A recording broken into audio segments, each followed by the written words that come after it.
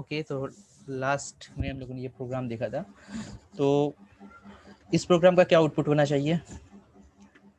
Okay, late me call it. अभी तो हमने सिर्फ डिफाइन किया है, कॉल नहीं किया है। Let me call it as recurse me.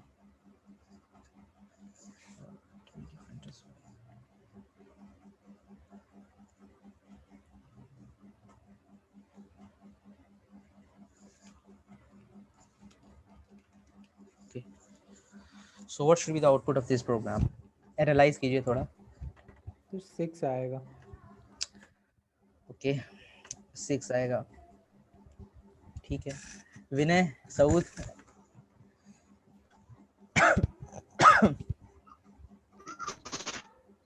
Yes sir.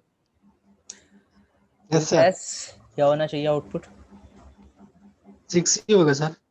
6 होगा, अच्छा ठीक है। देखते हैं, यहाँ पर हम बेसिकली एक फंक्शन बनाया हमने रिकर्स मी, ठीक है, और उसके अंदर एक वेरिएबल लिया है एज अ पैरामीटर ए, ठीक है। यहाँ पर हम क्या करने की कोशिश कर रहे हैं, इसी चीज को कॉल कर रहे हैं, इसी सेम फंक्शन को। तो बेसिकली रिकर्शन हो रहा है यहाँ पर। रिकर्स मी फंक्शन का नाम भी मैंने लिखा है, और यहाँ पर लिखा है प्लस प्लस ए, यानी कि ए की वैल्यू इनिशियली जो यहाँ पर आई थी, कॉपी हुई थी इस वेरिएबल में, वो थी 5। अब फिर से ये रिकर्स मी फंक्शन कॉल होगा, रिकर्स कॉल होगा, ठीक है, बट विद वैल्यू 6। अगेन ये कॉल होगा विद वैल्यू 7। आप लोगों ने रिकर्शन नहीं पढ़ा अभी? सर ये टर्मिनेटिंग कंडीशन नहीं है इसमें। इसमें टर्मिनेटिंग कंडीशन नहीं है, वही चीज़ हम आपको कहना चाह रहे हैं। यहाँ पर कोई भी टर्मिनेटिंग कंडीशन नहीं है, ठीक है। यहाँ पर होगा क्या, बेसिकली होता क्या है, अगर हम बात करें, जैसी कॉल किया आपने रिकर्स मी फंक्शन, कॉल हो गया, ठीक है। सेकेंड टाइम फिर कॉल होगा, थर्ड टाइम फिर कॉल होगा, और ये देखेंगे आप इनफाइनाइट टाइम कॉल होगा। यहाँ पर हो क्या रहा है, पहली बार जब फंक्शन कॉल हुआ, ठीक है, तो यहाँ पर वैल्यू जो पास हुई थी फंक्शन में वो थी 5, इंट ए 5। लेकिन यहाँ पर हम रिटर्न क्या करा रहे हैं, रिकर्स मी, अगेन रिकर्स मी फंक्शन कॉल होगा, बट नाउ यहाँ पर जो वैल्यू पास होगी वो होगी प्लस प्लस ए, यानी कि 6, ठीक है। अब क्या होगा यहाँ पर, पहले ये फंक्शन कॉल हुआ था आपका, ठीक है, ये वाला। उसके बाद इसी फंक्शन के अंदर रहते हुए फिर से उसने अपने आप को कॉल कर लिया, फिर से अपने आप को कॉल कर लिया, फिर से अपने आप को कॉल कर लिया, और ये हमेशा क्या होगा, कॉल करता ही चला जाएगा, ठीक है। समझ रहे हैं? मेमोरी में स्पेस क्रिएट होता चला जाएगा, और एक टाइम ऐसा आएगा जब आपकी मेमोरी क्या हो जाएगी, फुल हो जाएगी।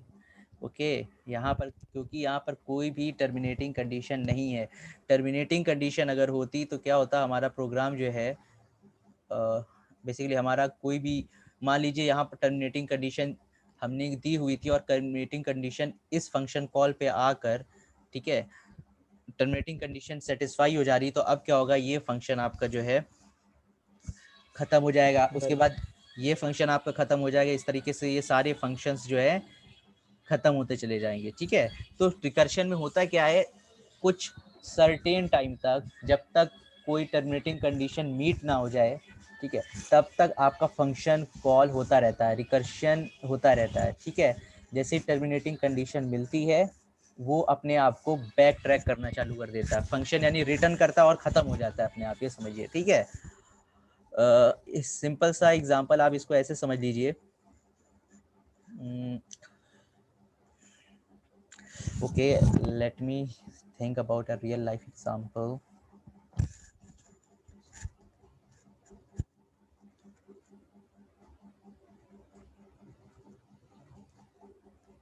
ठीक है, सपोज कीजिए कि जो है 1 किलोमीटर की डिस्टेंस है, ठीक है। 1 किलोमीटर की डिस्टेंस में हमारे पास कोई भी साधन नहीं है कि हम एक जगह से दूसरी जगह तक कोई चीज़ पहुंचा सकें, लेकिन हमारे पास एक चीज़ है कि हम जो है, हमारे पास मैन पावर बहुत है। अगर हम 1 किलोमीटर तक जो है लाइन से इंसानों को खड़ा कर दें, ठीक है, और हम एक एंड से जो है कोई सामान पहुंचाना चाहते हैं, ठीक है, एक एंड से कोई सामान पहुंचाना चाहते हैं, क्या क्या होगा कि एक आदमी ने दूसरे आदमी को सामान पास किया, दूसरे ने तीसरे को पास किया, तीसरे ने चौथे को पास किया। अब उस सामान को लौट के वहीं पे आना है, ठीक है, जहाँ से वो चला था। अब होगा क्या, बेसिकली एक आदमी ने एक सामान अगले को पास किया, अगले ने अगले को पास किया, मान लीजिए कि अगले एंड तक बीच में आपका कहीं पे वो ऑब्जेक्ट पहुंच गया है, लेकिन क्योंकि उस सामान को वापस भी लौटना है, तो क्या ऐसा हो सकता है कि अगर हम जो हम स्टार्टिंग में जितने भी हमने पर्सन्स लगाए थे, अगर हम उनको हटा देंगे तो क्या हमारा सामान वापस पहुंचेगा? वो सामान तो वापस नहीं पहुंचने वाला है नहीं, ठीक है। वो उनका काम जब खत्म होगा, ठीक है, जब वो सामान वापस आ रहा होगा इनकी तरफ, ठीक है। तो पहले तो गया वो लास्ट में, और उसकी टर्मिनेटिंग कंडीशन क्या थी? 1 किलोमीटर तक। 1 किलोमीटर तक उसने क्या करा, हर एक एक पर्सन को जो है वो एक एक पर्सन के थ्रू जो है सामान पहुंच गया एक एंड तक। एक एंड तक पहुंचने के बाद वो टर्मिनेटिंग कंडीशन थी उसकी कि वहां तक ही बस आपको जाना है, अब आपको वापस लौटना है। तो अब क्या होगा, उस आदमी ने, लास्ट वाले आदमी ने जहाँ पे सामान पहुंचा है वहां से उससे पिछले वाले को पास करेगा, तो अब उसका तो काम खत्म हो गया ना। जो लास्ट वाला आदमी था वो अपने आप, वो अब उसका कोई काम नहीं रहा, वो अब कहीं भी जा सकता है, दैट इज फ्री। इसी तरीके से हम जब आएंगे तो लास्ट में हमारा ये एक तरीके से क्या हो रहा है, हमारा सामान वापस आ रहा है। इसका मतलब ये कि हमारे जितने फंक्शन कॉल हुए थे वो अब धीरे धीरे खत्म होते जा रहे हैं जैसे ही हम वापस अपनी तरफ बढ़ रहे हैं।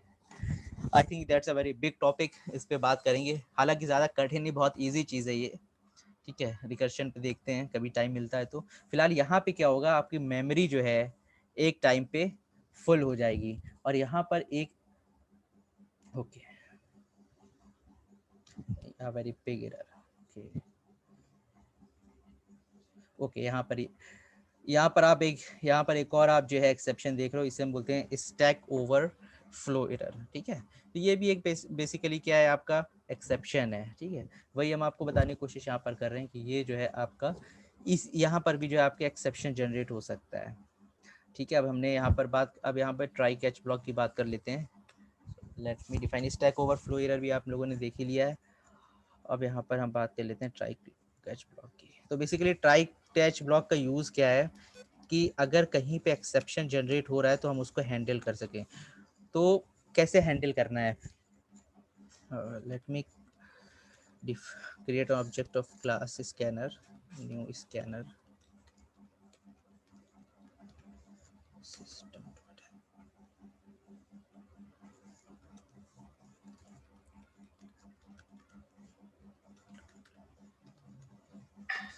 sc.nextInt. Okay, and now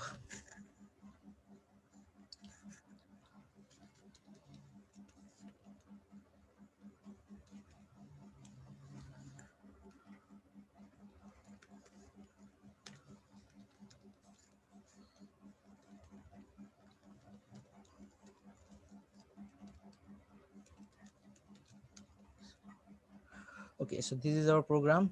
तो यहाँ पर आपको पता ही कि एरर, यहाँ पर जो एक्सेप्शन जनरेट होगा रन टाइम में, ओके। यहाँ पर हम एक आउटपुट प्रोवाइड कर देते हैं, लेट मी सपोज, ठीक है। तो एक्सेप्शन जनरेट हो गया, और इस वजह से क्या हुआ, हमारा जो ये वाला लाइन था कोड का, ये एग्जीक्यूट नहीं हुआ।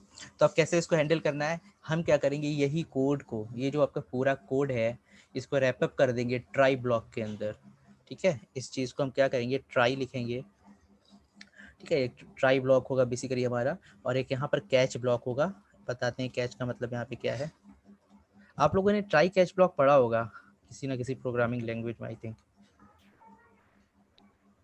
सर सुने हैं बस। ठीक है, आप देखिए ट्राई कैच ब्लॉक में क्या है, जो आपका कोड है, ठीक है, उसमें आपको जो है आपका मेन कोड लिखना है जहाँ पे एक्सेप्शन जनरेट हो सकता है। आपको पता होगा एक्सेप्शन कहाँ पे जनरेट हो सकता है। एक्सेप्शन हमारे इस कोड में जनरेट हो सकता है, okay, try catch.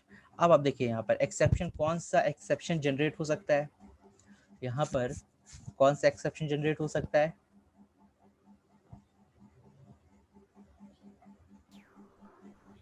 Try arithmetic exception. तो आपको यहाँ क्या करना है, कैच करना है। कैच का मतलब ये है कि अगर कोई भी अरिथमेटिक एक्सेप्शन मिलता है ट्राई ब्लॉक में, तो आपको कैसे हैंडल करना है। ओके, यहाँ पर अरिथमेटिक एक्सेप्शन, और अरिथमेटिक एक्सेप्शन का नाम एक दे देते हैं कि जो भी अरिथमेटिक एक्सेप्शन होगा, ठीक है, उसका नाम ले देते हैं एक तरीके से ई। बेसिकली अरिथमेटिक एक्सेप्शन नाम लेने का मतलब ये है कि जो आपकी अरिथमेटिक एक्सेप्शन है ना, वो एक क्लास होती है, ठीक है। और अरिथमेटिक एक्सेप्शन ई का यहाँ पर मतलब ये है कि ऑब्जेक्ट, अरिथमेटिक एक्सेप्शन ई जो है, ई है ऑब्जेक्ट है किसका, अरिथमेटिक एक्सेप्शन का, ठीक है। अब यहाँ पर मान लीजिए कि यहाँ पर जब आपका जनरेट होगा एक्सेप्शन तो आप क्या चाहते हो, यहाँ पर कोई मैसेज प्रिंट कराना चाहते हो या कुछ भी कोई भी आप अपना कोड एग्जीक्यूट कराना चाहते हो, तो हम यहाँ पर एक बेसिकली एक स्टेटमेंट प्रिंट कराना चाहते हैं, can not divide by 0। Okay, अब आप यहाँ पर देखिए, यहाँ पर हो कह रहा है इनपुट लेंगे हम, एक काम करते हैं यहाँ पर एक थोड़ा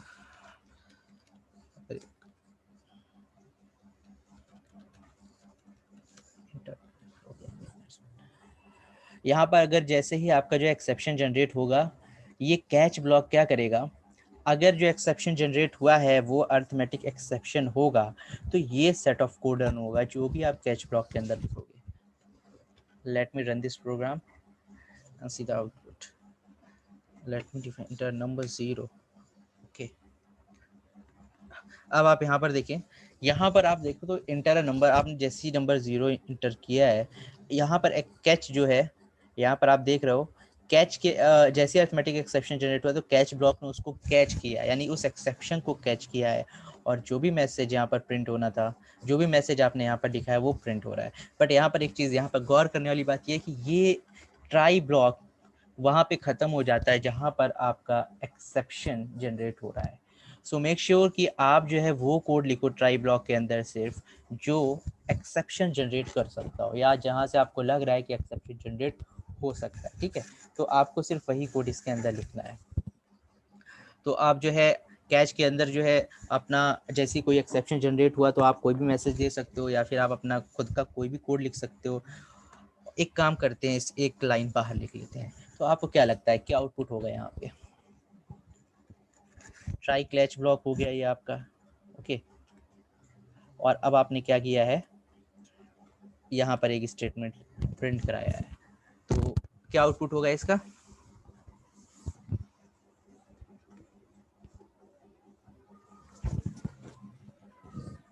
सर इनपुट देंगे उसके बाद पता चलेगा ना। नहीं ठीक है, इनपुट देंगे उसके बाद पता चले। सपोज कीजिए मैं यहाँ पर 0 ही इनपुट देता हूँ, तो उस केस में क्या आउटपुट होगा? सर अगर 0 देते तो वही कैच वाला ब्लॉक हमारा एग्जीक्यूट होगा। क्या ये स्टेटमेंट होगा? No sir. सर दोनों एग्जीक्यूट होगा। यहाँ पर यू कैन सी कि कैच ब्लॉक के बाद भी जो भी आप स्टेटमेंट लिखोगे वो आपका एग्जीक्यूट होना ही होना है, ओके। तो यहाँ पर ट्राई, आप ये चीज़ समझ गए कि ट्राई के अंदर हमें कौन सा कोड लिखना है, ऐसा कोड लिखना है जो कि एक्सेप्शन जनरेट कर सकता हो, ठीक है। कैच ब्लॉक के अंदर हमें क्या करना है, हैंडल करना है बेसिकली उस एक्सेप्शन को। हैंडल करने का मतलब ये है कि अगर एक्सेप्शन जनरेट होता है, इन केस अगर जनरेट होता है तो आप क्या टास्क परफॉर्म करना चाहते हो, और फिर अगर आप कैच के बाहर आ गए तो ये स्टेटमेंट तो एग्जीक्यूट होना ही होना है, ओके। ये स्टेटमेंट तो एग्जीक्यूट होना ही होना है। अब यहाँ पर एक चीज़ और है, सपोज यहाँ पर हम क्या करते हैं, एक बार और रन कराते हैं और यहाँ पर इनपुट दे देते हैं QWER, ओके। हमने एक इनपुट दिया है QWER, और यहाँ पर जो आपकी एक्सेप्शन जनरेट हो रहा है वो है इनपुट मिसमैच एक्सेप्शन, ठीक है।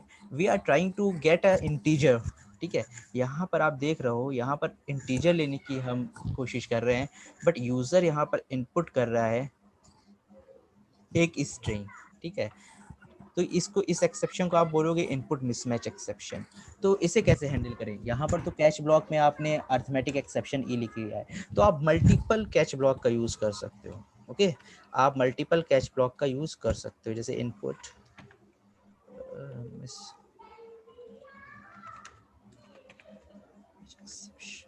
और यहाँ पर आप नाम दे सपोज करो ये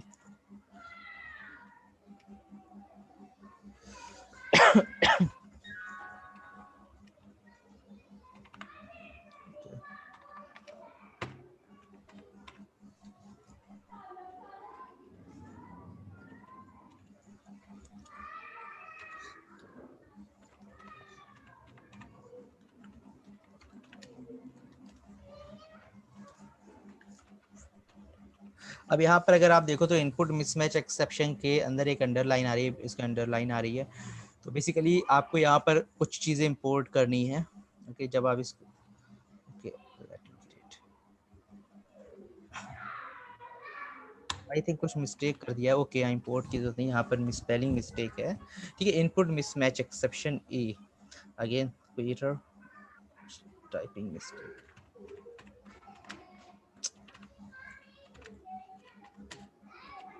change to input mismatch exception, मैंने क्या लिखा था? ओके, ये 2 बार आ गया था उसका। इनपुट मिसमैच एक्सेप्शन ई। ठीक है, अब यहाँ पर जैसे ही अगर ये वाला एक्सेप्शन जनरेट होगा तो कौन सा कैच ब्लॉक रन करेगा, ये वाला या ये वाला?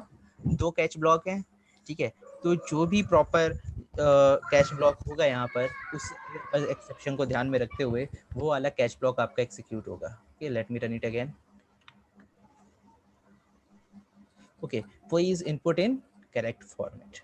ठीक, जैसे ही आपने यहाँ पर नंबर के सिवाय कुछ और या प्रॉपर फॉर्मेट में आपने नंबर नहीं डाला तो ये वाला कैच ब्लॉक रन हो रहा है जो आपका इनपुट मिसमैच एक्सेप्शन है। ठीक है, और ये एग्जीक्यूट होना ही होना है। ओके, लास्ट में जो भी आप कैच ब्लॉक के बाहरी स्टेटमेंट्स लिखते हो उसका एग्जीक्यूट होना कंपलसरी है।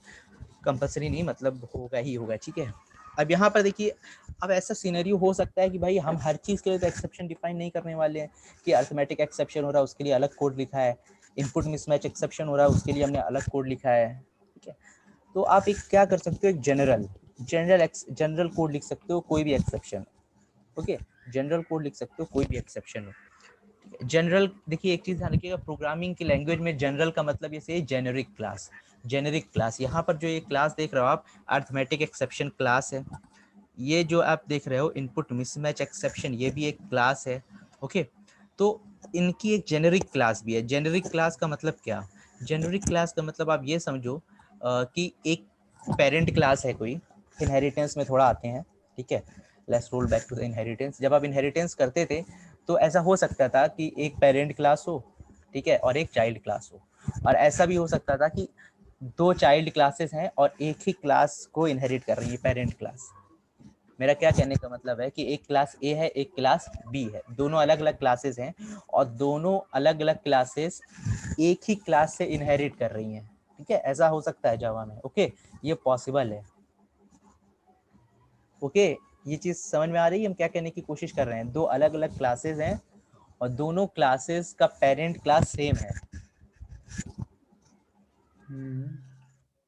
यहाँ पर क्या कहने का मेरा मतलब है कि देखिए, ऐसा होता है, एक क्लास है एक्सेप्शन, एक क्लास का नाम है एक्सेप्शन। ओके, उसी के नीचे एक क्लास और है, उसका नाम है अरिथमेटिक एक्सेप्शन। स्पेलिंग मिस्टेक हो सकती है। ठीक है, उसमें ना, और ये एक्सटेंड करे एक्सेप्शन क्लास से। एक ये क्लास हो सकती है। ठीक है, तो ये चाइल्ड क्लास होगी अरिथमेटिक एक्सेप्शन। इसी तरीके से एक और क्लास हो सकती है लाइक इनपुट मिसमैच एक्सेप्शन। ये भी सेम क्लास से ही एक्सटेंड कर रही है, यानी कि एक्सेप्शन क्लास से।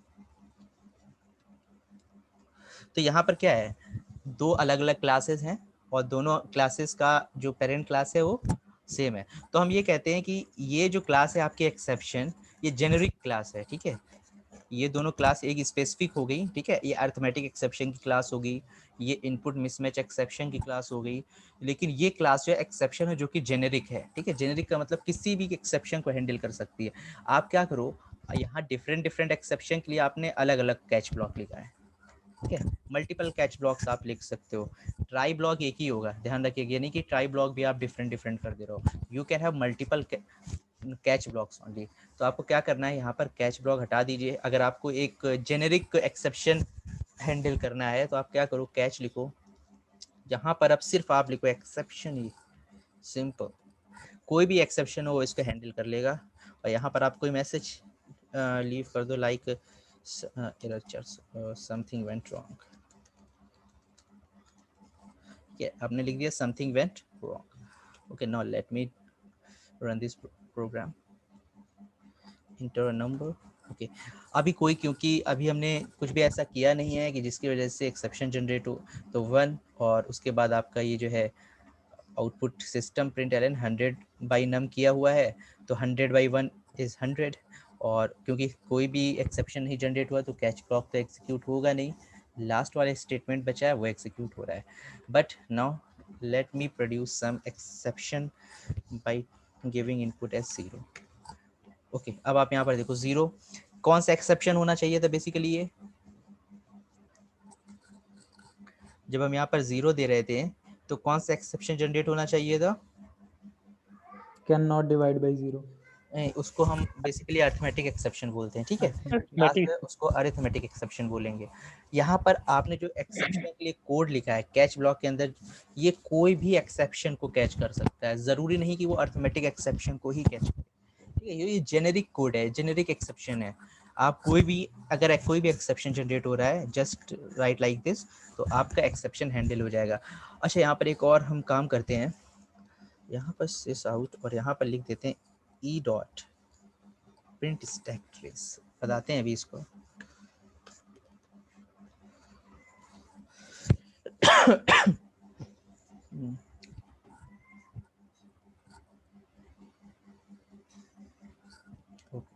That's not the thing.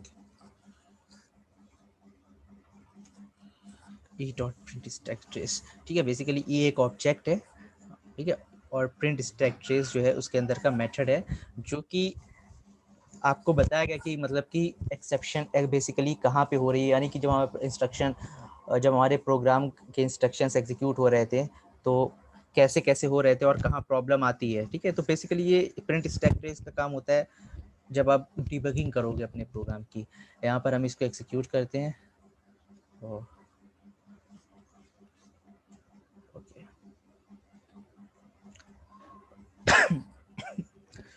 Something went wrong. यहाँ पर आप देखिए ई डॉट प्रिंट स्टैक ट्रेस का सिंपल से ये मतलब है, अगर आप इस चीज़ को यहाँ पे इस चीज़ को लिखते हो तो आपको जो है एरर पता लग जाएगी. बेसिकली एरर थी क्या वहाँ पे, जैसे ये एरर आपके वहाँ प्रिंट हो रही थी ना जब हम लोग हैंडल नहीं कर रहे थे, ट्राई कैच ब्लॉक के अंदर नहीं लिख रहे थे, तो भी कुछ ऐसे ही हो रहा था ना, Java dot lang dot arithmetic exception by 0. तो बेसिकली आपको एक्सेप्शन का टाइप बता दे रहा है कि कौन सी एक्सेप्शन यहाँ पर जनरेट हो रही है या इसने कौन सा एक्सेप्शन को कैच किया है. ठीक है, अब यहाँ पर एक और काम करते हैं, इनपुट मिसमैच एक्सेप्शन देख लेते हैं और फिर देखते हैं कि ई डॉट प्रिंट स्टैक ट्रेस क्या प्रिंट करता है. ओके, यहाँ पर हम गलत फॉर्मेट दे देते हैं. ओके, नाउ यू कैन सी. ठीक है, समथिंग वेंट रॉन्ग, और अब की जो इसने प्रिंट किया है वो है इनपुट मिसमैच एक्सेप्शन. और ये बेसिकली आपका वो कहलाता है स्टैक ट्रेस. ये इंटरनल कोड, इंटरनल है वो आपका, क्या कहते हैं इसको, इंटरनल मतलब कैसे काम कर रहा है आपका प्रोग्राम फ्लो, उस चीज़ को समझने के काम आता है. फिलहाल ये कोई खास इसका यूज़ नहीं है. ठीक है, लाइन बाय लाइन हम लोग कभी ज़रूरत पड़ती तो इसको देखते हैं. ये चीज़ क्लियर है. ई dot print stack trace basically क्या करता है, जो आपका मेन एरर है उसको प्रिंट करने के काम आता है, जैसे कि आप यहाँ पर कर पा रहे हो. एक चीज़ और है, इसी चीज़ को हम क्या कर सकते हैं, सिस आउट ई. ओके, अभी आपने ई डॉट प्रिंट स्टैक ट्रेस देखा था, इस चीज़ को भी देख लेते हैं. और यहाँ पर हम एक एक्सेप्शन जनरेट करते हैं. तो अब सिंपल ई में क्या प्रिंट होगा, सिर्फ आपकी जो मेन एक्सेप्शन है, ठीक है, उसकी क्लास प्रिंट हो रही है. तो एक्सेप्शन की आपकी जो क्लास है वो है इनपुट मिसमैच एक्सेप्शन. तो ये दो चीज़ों में फ़र्क है. ई डॉट प्रिंट स्टैक ट्रेस जो होता है, ठीक है, ई डॉट प्रिंट स्टैक ट्रेस थोड़ा आपको डिटेल्ड वे में एक्सेप्शन के बारे में बताता है, और ई जो है आपका यहाँ पर जो कैच हो रहा है बेसिकली एक्सेप्शन, वो सिर्फ आपको क्लास बता देगा कि वो एक्सेप्शन जो जनरेट हो रही है वो किस क्लास को बिलोंग करती है. Is it clear? Exception clear हो गया. यहाँ पर एक्सेप्शन कीवर्ड का क्या रोल है, ठीक है, इस चीज को हम जेनेरिक एक्सेप्शन कह देते हैं. ठीक है, यहाँ पे जनरल है हर चीज के लिए, कोई भी एक्सेप्शन हो यहाँ पर आप उसे हैंडल कर सकते हो. और ई क्या स्टोर करता है अपने अंदर, ये वाला ऑब्जेक्ट वो इस, ठीक है, जिस क्लास जो एक्सेप्शन जनरेट हो रही है वो किस क्लास से बिलोंग करता है, वो बेसिकली इसमें सेव होता है, इसका इंफॉर्मेशन इस वाले ऑब्जेक्ट में. ठीक है, ये दो चीजें हैं, सिस आउट ई और system dot out dot println e. ठीक है, और e dot print stack trace ये आपका डिबगिंग में हेल्पफुल होता है. Any problem till here? कोई और एग्जांपल No, समझ sir. में आया? किसी को कोई प्रॉब्लम है यहाँ पर?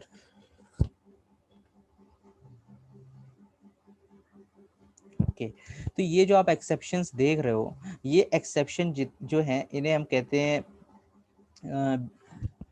बेसिकली बिल्ट इन एक्सेप्शंस है। ये हमने अपनी तरफ से तो जनरेट किए नहीं है, ठीक है, ये ऑलरेडी जो है डिफाइंड है। ये आप जो क्लासेस देख रहे हो, इनपुट मिसमैच एक्सेप्शन, ये हमने तो क्लास डिफाइन की नहीं है, ये ऑलरेडी डिफाइंड है, तो ये बिल्ट इन क्लासेस हैं, बिल्ट इन एक्सेप्शंस हैं, ठीक है। अच्छा, एक चीज़ और देख लेते हैं।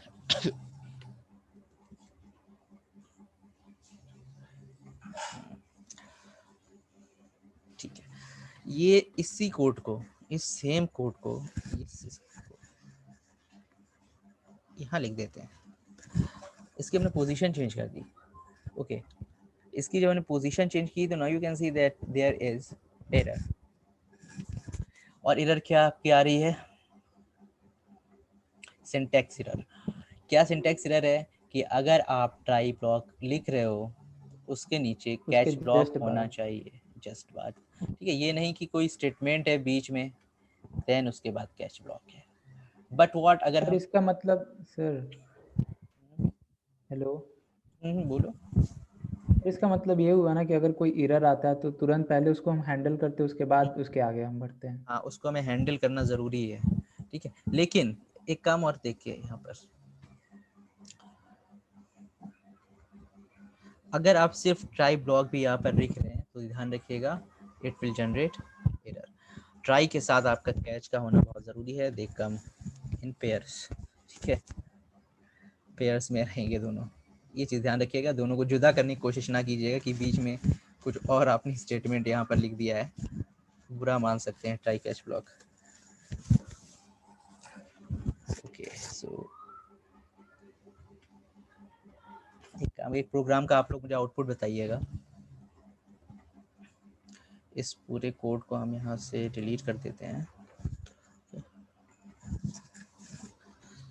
देख रहे हैं ये सारी क्लासेस ऑटो इंपोर्ट हो गई हैं। फाइल इनपुट स्ट्रीम, वो हमने फाइल हैंडलिंग वाला आपको चेक्ड एक्सेप्शन का एग्जांपल बताया था, file not found exception, input mismatch exception. Okay, scanner class आप लोग को समझ में आ गया कैसे यूज़ करना है? यस सर, आ गया.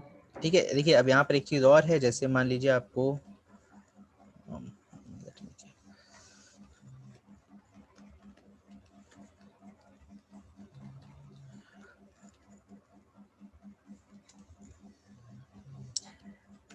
एससी ऑब्जेक्ट के अंदर काफ़ी सारे मेथड्स आपको देखने को मिल जाएंगे, हैज़, नेक्स्ट वगैरह, ये सब बाद में हम बात करेंगे। तो मान लीजिए आपको फ्लोट लेना है, ठीक है, तो आप नेक्स्ट फ्लोट लिखोगे, ठीक है, SC dot next float. Double लेना है तो SC dot next double. Integer अगर इनपुट लेना है तो एससी डॉट नेक्स्ट इंट, ठीक है, ये चीज़ ध्यान रखिएगा।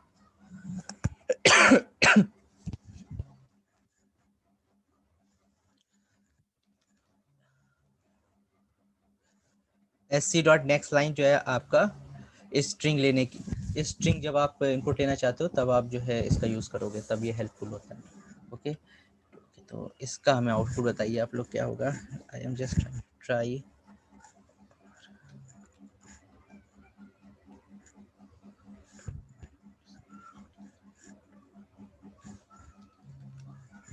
It's very easy.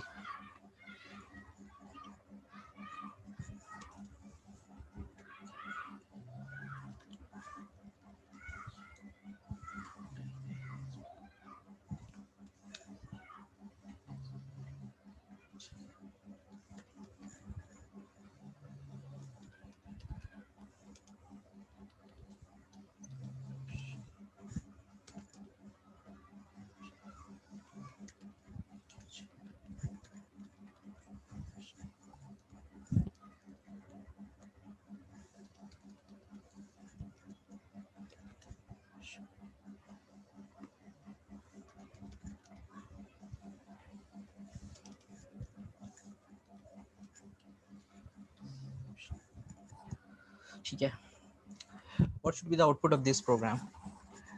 Try block, okay, catch arithmetic exception E and then catch exception E.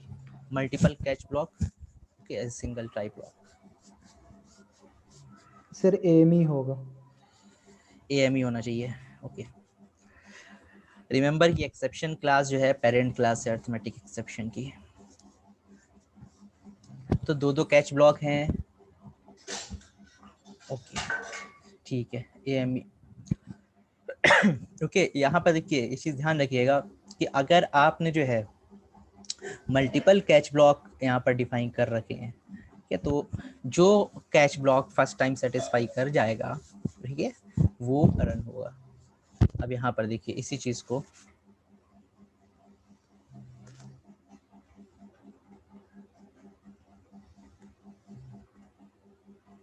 Okay. अब यहाँ पर देखिए क्योंकि ऑलरेडी क्या होगा, ये कैच एक्सेप्शन ई जो है ये सारे एक्सेप्शंस को हैंडल कर सकता है. तो अब इस कैच ब्लॉक की कोई जरूरत रही यहाँ पर नहीं रही, क्योंकि ये ऑलरेडी जो आप एक्सेप्शन क्लास लिख रहे हो ये सारे एक्सेप्शंस को हैंडल कर सकता है. देयर इज नो नीड, यानी ये कोड अनरीचेबल कहलाता है हमारा. ठीक है, हम इसको कहते हैं unreachable code block, unreachable catch block for arithmetic exception. It's already handled by the catch block for exception.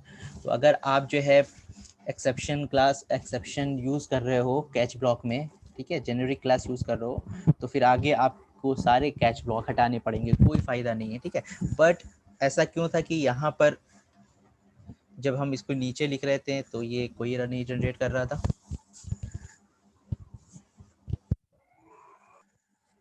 Sir वो पेरेंट क्लास है, क्या पता उसके अलावा भी कोई एक्सेप्शन बिल्कुल है. सही. ऐसा हो सकता है कि अरिथमेटिक एक्सेप्शन क्योंकि सिर्फ एक ही टाइप के एक्सेप्शन को हैंडल कर सकता है. इट मे हैपन कि आपके प्रोग्राम में और भी कई सारे एक्सेप्शंस जनरेट हो जाएं, इस वजह से फिर वो एक्सेप्शन इस वाले कैच ब्लॉक में आएगा. ठीक है, और फिर ये वाला कैच ब्लॉक आपका एग्जीक्यूट होगा. एक चीज़ और लास्ट देख लेते हैं. ट्राई कैच देख लिया है, कल हम थ्रो और थ्रोज ब्लॉक्स के बारे में देखेंगे. कल बेसिकली एक्सेप्शन खत्म हो पाएगा. यहाँ पर एक और ब्लॉक होता है आपका जिसे हम कहते हैं फाइनली ब्लॉक. ट्राई कैच, जावा में try catch and finally block होता है. यहाँ पर देखिए आप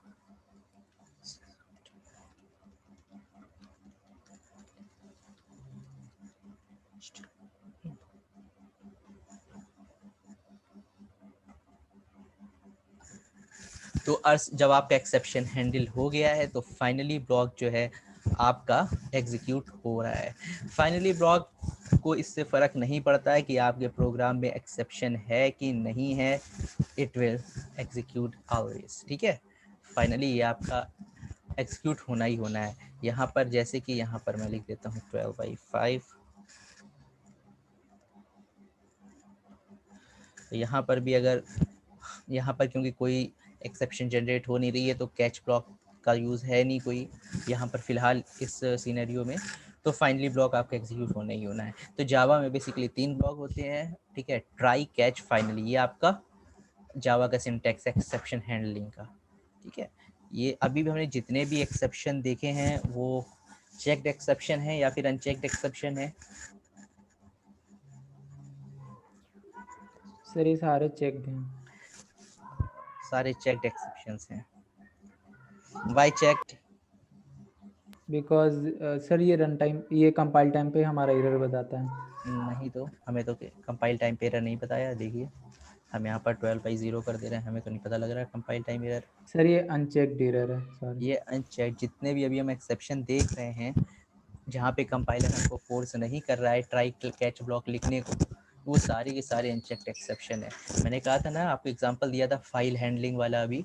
ठीक है, जहाँ पर हम एक फाइल को ओपन करने की कोशिश कर रहे थे और कंपाइलर को नहीं पता है कि वो फाइल एक्चुअल में एग्जिस्ट कर भी रही कि नहीं, लेकिन कंपाइलर ये कह रहा है आपसे कि इट में हैपन कि वो फाइल जो है आपके सिस्टम में एग्जिस्ट ना करती हो, इसलिए आप ट्राई कैच ब्लॉक का यूज़ करो. यानी वहाँ पर हमें कंपाइलर फोर्स कर रहा था एक्सेप्शन को हैंडल करने के लिए. तो ऐसे एक्सेप्शन जहाँ पे कंपाइलर हमें फोर्स कर रहा है दैट इज चेक्ड, यानी उस एक्सेप्शन को चेक किया गया है, कंपाइलर ने चेक किया है, इस वजह से उसका नाम है checked exception. Unchecked exception compiler उसको चेक नहीं कर रहा है, जो कि अभी हम देख रहे हैं. अरिथमेटिक एक्सेप्शन देख लिया है, इनपुट मिसमैच एक्सेप्शन देख लिया है, ठीक है। कंपाइलर जब प्रोग्राम रन करते हैं तो कंपाइलर हमको ये नहीं कहता है कि इनपुट मिसमैच एक्सेप्शन अकर हो सकता है, ठीक है। हो सकता है कि यूज़र जो है नंबर की जगह कोई स्ट्रिंग प्रोवाइड करा दे, तो ऐसा क्योंकि हमें कंपाइलर फोर्स नहीं कर रहा है, ठीक है। तो that are all examples of unchecked exceptions. तो आई थिंक ये चीज़ें क्लियर हो गई होंगी। अभी तक किसी को कोई डाउट यहाँ तक? तो एक्सेप्शन हो चुका है। एक्सेप्शन के अंदर टाइप्स देख लिए एक्सेप्शन के, ठीक है। चेक्ड वर्सेस अनचेक्ड एक्सेप्शन हो गया है।